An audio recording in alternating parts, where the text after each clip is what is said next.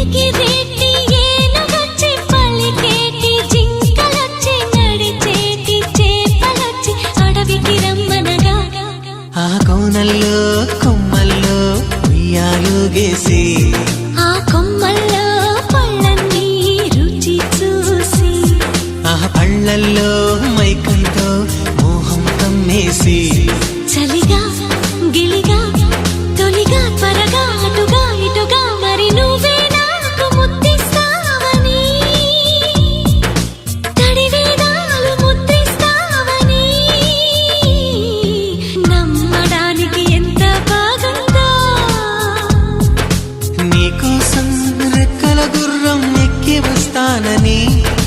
పగడపు దీవికి నిన్నే నేను తీసుకెళ్తానని